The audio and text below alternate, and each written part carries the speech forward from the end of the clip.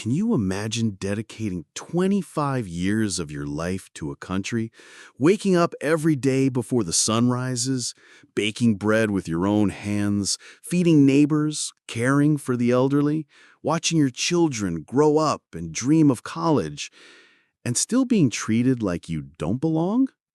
This is the story of Elena, a mother, a baker, an invisible hero in a small Los Angeles neighborhood. She never committed a crime. She paid taxes. She raised your kids. She earned the respect of an entire community. But one day, during a routine delivery, she was stopped by immigration agents. And in that moment, her world turned upside down. Today, you'll learn the truth behind the deportation that broke an entire community. Get ready to feel anger, outrage, and above all, compassion. Because this isn't just Elena's story. It's the story of thousands who live in silence until someone decides they no longer belong. The sun hadn't yet touched the rooftops when Elena was already on her feet, hands deep in flour. The kitchen of the small bakery, tucked in the back of her house in Boyle Heights, Los Angeles, came alive with the sound of kneading dough, the pop of the oven, and the soft hum of a Spanish radio playing in the background. Elena was known there as La Madre del Pan, not just because she made the best sweetbreads in the area, filled with guava paste, custard, and cinnamon, but because she listened, comforted, and gave advice. Teenagers, elders, newly arrived immigrants, even local police officers passed by her door for a warm roll and a kind word. "Mama, are you really making deliveries today?" asked Mateo, her 17-year-old son, leaning on the kitchen doorframe in his school uniform. "They're talking at school about an ICE checkpoint on Cesar Chavez Avenue." Elena looked at him, drying her hands on her apron, and smiled gently, though her eyes betrayed the tension. "Mijo, I have deliveries for Mr. Kelvin's store. He depends on my bread. If I stop, he stops too. And," she paused, "today's not the day fear will stop me." Mateo didn't answer. He just walked over and hugged her tightly. Elena returned the hug, hiding the fear deep in her chest. That morning, she loaded the bread baskets into the car like she had for years. The city was still waking up. The radio mentioned immigration policy, but she turned up the music instead. The bakery smelled like home, but outside its walls, something was shifting. At the corner of 4th and Soto, two unmarked black ICE SUVs sat parked discreetly, watching. Elena parked beside Mr. Calvin's small market, a black man in his early 60s who had lost count of how many times he'd said, "Elena, your bread saves my business." He was waiting at the door, his apron still stained with price tag ink. "You got here early, my friend," he said, smiling as he saw the baskets. "The abuelitos are already complaining that their breakfast isn't the same without your cinnamon roll." Elena laughed, letting out a light sigh of relief. "And you know I don't let the old folks go hungry," she replied, handing him the first basket. As she unloaded, she heard the market radio comment in English, "Increase in immigration raids in East Los Angeles communities." Elena pretended not to hear, but her hands trembled slightly as she stacked the breads. "They're hunting people like us, Calvin," she whispered. "Not people like us, Elena. People like you are the backbone of this community. They just haven't realized it yet." Before they could continue, a white car slowly pulled up across the street. Two men got out, light dress shirts, dark pants, black vests under their jackets. No license plates, just that measured walk, those scanning eyes. Elena froze for a moment. "Go inside, Elena," Calvin said firmly, noticing. "Now, use the back door. I'll say you already left." "But the baskets," she whispered in panic. "We'll handle that later. Go." Elena ran through the back of the market, slipping into a narrow alley that connected to the lane behind her house. The footsteps echoed like drums in her mind. At every corner, she expected to see flashing red and blue lights or hear someone shout her name with a sharp, commanding accent. She wasn't a criminal. She didn't sell drugs, didn't hit anyone, didn't steal. She just baked bread. But there, between dirty walls and rusty dumpsters, she felt like a fugitive. Her hands, skilled at shaping dough with care, now shook uncontrollably. When she got home, she entered through the back door and locked it 3 times. She leaned against the kitchen wall, sliding down to the floor. Her apron still smelled of butter and sugar. A knot formed in her throat. "Mom!" It was Camila's voice, her 15-year-old daughter who had come home early from school. Elena wiped her face with her sleeve and stood up too quickly. "It was just a scare. I had to come back early." Camila frowned. "Mom, are you crying?" Elena hesitated, then nodded. They sat at the table, where so many mornings had begun with laughter and fresh bread. They were there, hija, ice, so close. I felt like they'd ripped the ground out from under me, and I don't know how much longer we have. Camila held her hand. "You have us, Mom, and we're gonna fight. Everyone in the neighborhood loves you. They can't just take you away." Elena smiled, tired, but grateful. She knew her daughter's love was strong, but she also knew that sometimes love isn't enough when the system has already decided your fate. That night, Elena didn't sleep. She sat at the kitchen table with a lit candle, watching the flame dance as if fighting against its own end. On the wall, her children's drawings were still taped up. "For Mom, with love," one read, showing a caricature of her holding a fresh batch of bread. Early the next morning, Calvin showed up at the door. He was carrying the basket of bread Elena had left on the ground and a crumpled envelope. "I thought it'd be better to come in person," he said. "The IC agents didn't ask about you, but they took pictures of your car, said they'd be back." Elena took a deep breath and opened the envelope. Inside was an official summons. "Appear at the detention center for immigration proceedings." Camila started crying silently when she heard the news. Calvin squeezed her hand firmly. "We won't let this happen without a fight. You're not alone. I've talked to the pastor, Rosa from the NGO, even Councilman Thompson. They know your story. They'll act." That afternoon, the community began to move. Young activists arrived with cell phones and cameras, recording videos with neighbors and customers. Everyone seemed to have a story about Elena. "She cared for my grandmother when she was sick," an elderly woman said, tears streaming down her face. "Her bread fed our children when we had nothing," declared an unemployed father.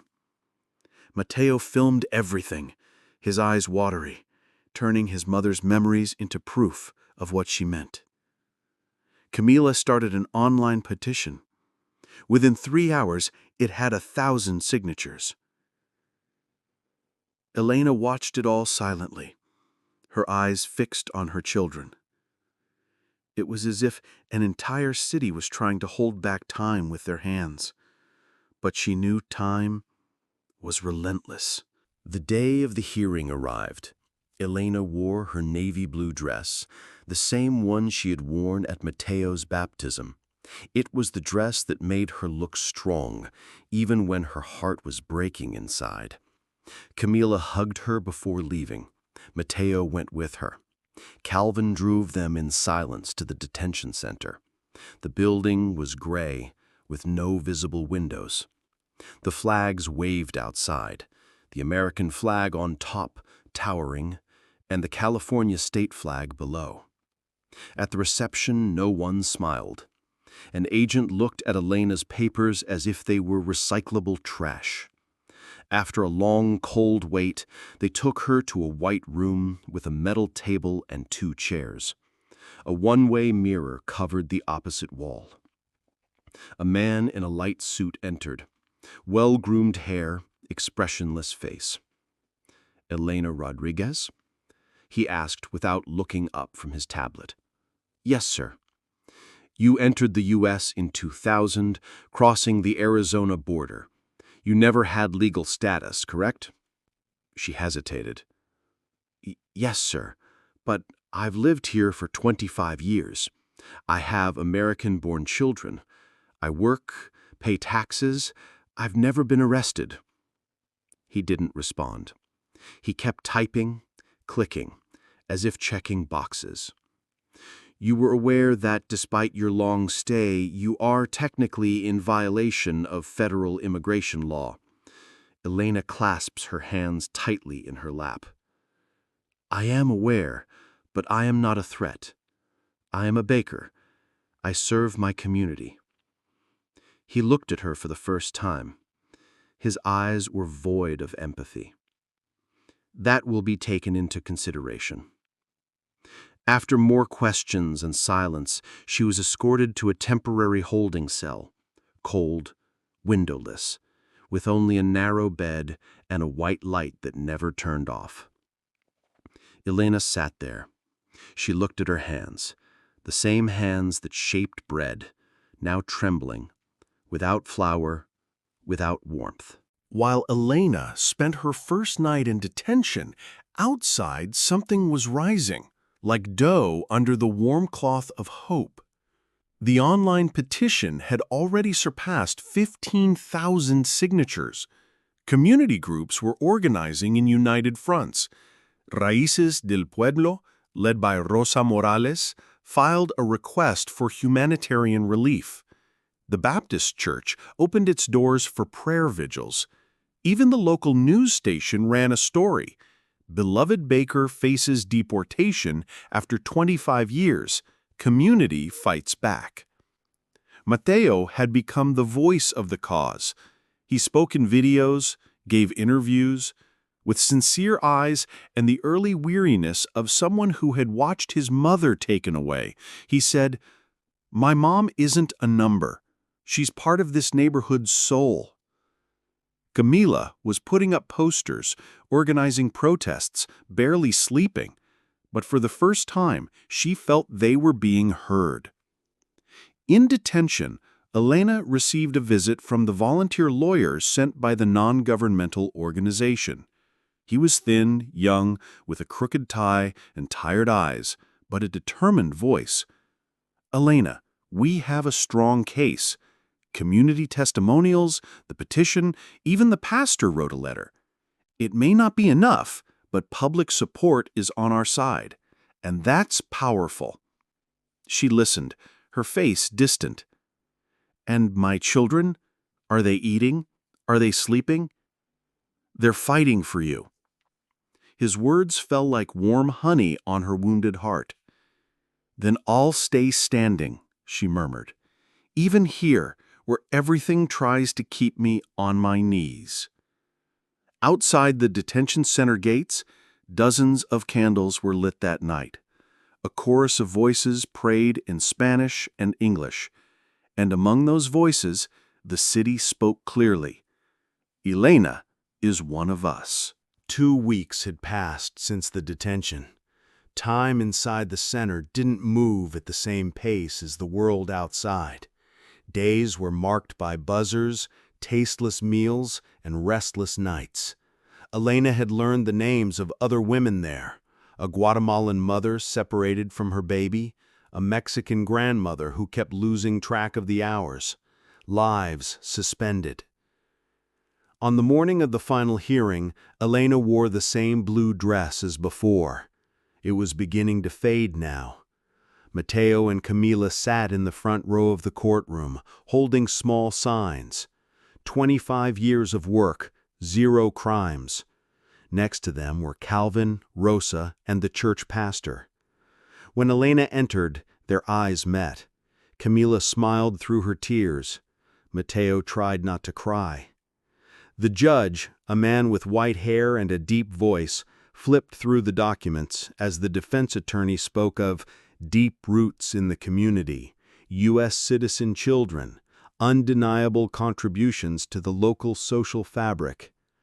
The government attorney kept it clinical: unlawful presence, ongoing violation of federal law, precedent.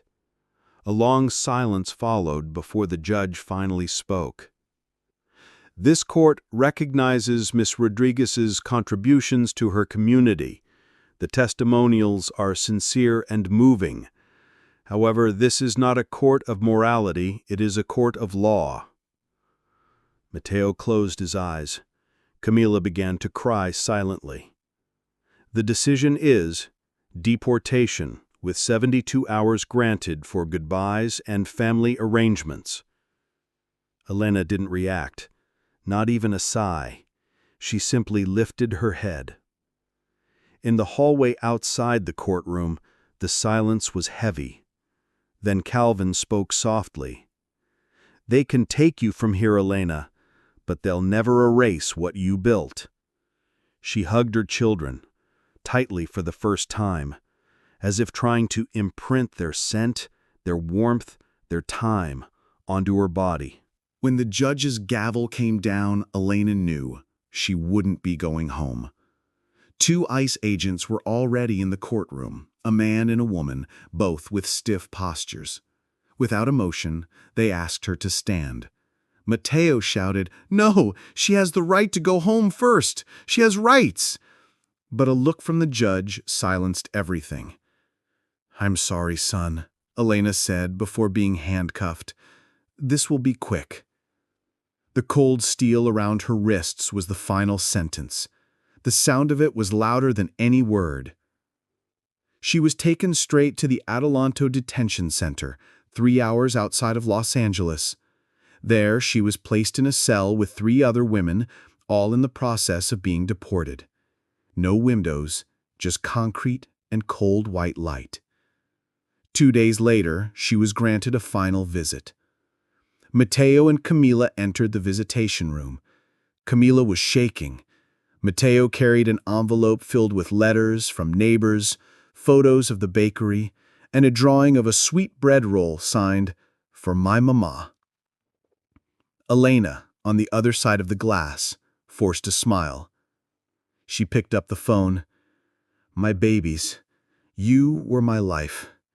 Every loaf of bread I made, every morning I woke up at 4, it was all for you." "It's not fair, Mama," Camila cried. "They can't just take you like this."